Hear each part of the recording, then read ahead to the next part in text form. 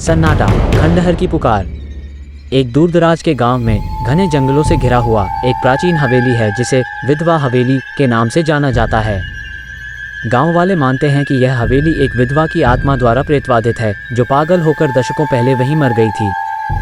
तब से यह हवेली वीरान पड़ी है और कोई भी वहां नहीं जाना चाहता क्योंकि हर रात वहां से अजीब घटनाएं और डरावनी आवाज़ें सुनाई देती हैं। कहानी 5 दोस्तों के इर्द गिर्द घूमती है। रोहन, मीरा, समीर, अंजलि और विक्रम जो अपने कॉलेज प्रोजेक्ट के लिए इन कथाओं की सच्चाई का पता लगाने के लिए हवेली की जांच करने का फैसला करते हैं। वे इन कहानियों से आकर्षित होते हैं और प्रेतवादित होने की सच्चाई जानना चाहते हैं। गांव वालों की चेतावनी के बावजूद वे कैमरों और रिकॉर्डिंग उपकरणों के साथ हवेली की ओर निकल पड़ते हैं। हवेली में प्रवेश करते ही उन्हें एक अजीब ठंडक महसूस होती है। दीवारें फुसफुसाती सी प्रतीत होती हैं और गलियारों में परछाइयां घूमती रहती हैं। वे अधिक जगह कवर करने के लिए अलग अलग हो जाते हैं, जिससे डरावनी घटनाओं की एक श्रृंखला शुरू हो जाती है। मीरा को अध्ययन कक्ष में विधवा की पुरानी डायरी मिलती है। उसे पढ़ते हुए वो विधवा के दुखद अतीत के बारे में जानती है, उसके पति की असमय मृत्यु, उसका पागलपन की ओर बढ़ना और उसे वापस लाने के लिए किए गए रहस्यमय अनुष्ठान। डायरी हवेली के एक छिपे हुए कमरे की ओर इशारा करती है जहां अंतिम अनुष्ठान हुआ था। इस बीच रोहन और विक्रम अपने नाम पुकारती फुसफुसाहट सुनते हैं जो उन्हें तहखाने के एक बंद दरवाजे की ओर ले जाती है। वे उसे तोड़कर खोलने में सफल होते हैं और वहां एक गुप्त कक्ष पाते हैं जो गुप्त चिन्हों और कलाकृतियों से भरा होता है। वातावरण अत्यधिक दबाव वाला हो जाता है और वे महसूस करते हैं कि कोई अदृश्य शक्ति उन्हें वहां से भगाने की कोशिश कर रही है। अंजलि ऊपरी मंजिलों की खोज करते हुए अचानक खुद को एक कमरे में बंद पाती है जब दरवाज़ा उसके पीछे जोर से बंद हो जाता है। उसे लगता है कि कोई ठंडी हाथ उसके हाथ पर स्पर्श करता है और कमरे में विधवा की भयावह लोरी गूंजने लगती है। बाहर निकलने की बेताबी में वो मदद के लिए चिल्लाती है, जिससे बाकी दोस्त उसके पास पहुंचते हैं। प्रत्येक अपने अनुभवों से हिल गए समूह फिर से इकट्ठा होता है और बाहर निकलने का फैसला करता है।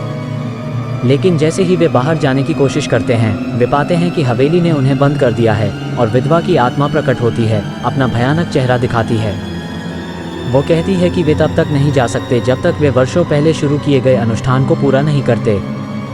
यह महसूस करते हुए कि बाहर निकलने का एकमात्र रास्ता विधवा की आत्मा को शांति देना है, वे अनिच्छा से अनुष्ठान पूरा करने के लिए सहमत हो जाते हैं। डायरी में दिए गए निर्देशों का पालन करते हुए वे समारोह करते हैं और हवेली कांपने लगती है जैसे आत्मा पीड़ा में चिल्लाती है। अंततः एक चकाचौंध करने वाला प्रकाश उन्हें घेर लेता है और वे खुद को हवेली के बाहर सुरक्षित पाते हैं, लेकिन उस अनुभव से हमेशा के लिए बदल जाते हैं। जैसे ही वे गांव लौटते हैं, हवेली धूल में बदल जाती है, उसके अस्तित्व का कोई निशान नहीं रहता। गांव वाले उन्हें श्राप समाप्त करने के लिए धन्यवाद देते हैं, लेकिन दोस्त विधवा हवेली के अंदर जो कुछ उन्होंने देखा उसकी यादों से परेशान रहते हैं। इस कहानी से कई महत्वपूर्ण सीखें मिलती हैं। 1. अज्ञात का सम्मान करें। कहानी यह सिखाती है कि अनजानी और रहस्यमयी चीज़ों का सम्मान करना चाहिए। कभी कभी चीज़ें जैसी दिखती हैं वैसी नहीं होती और उनका सामना करने से पहले सावधानी बरतनी चाहिए। 2. अतीत को समझने का प्रयास करें। विधवा की कहानी ये दिखाती है कि अतीत के दुख और दुखद घटनाओं को समझने से हमें वर्तमान में बेहतर निर्णय लेने में मदद मिल सकती है। 3. जिज्ञासा के खतरे। युवाओं की जिज्ञासा उन्हें खतरनाक स्थिति में डाल सकती है। बिना सोचे समझे जोखिम लेना कभी कभी गंभीर परिणाम ला सकता है। 4. सहयोग और एकता। दोस्तों की टीम जब एकजुट होकर समस्या का समाधान निकालती है तो ये दिखाता है कि टीम वर्क और एकता के बल पर कठिन परिस्थितियों को पार किया जा सकता है। 5.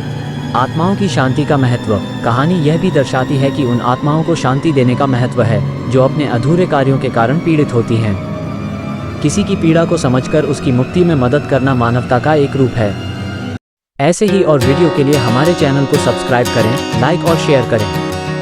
Thanks for watching.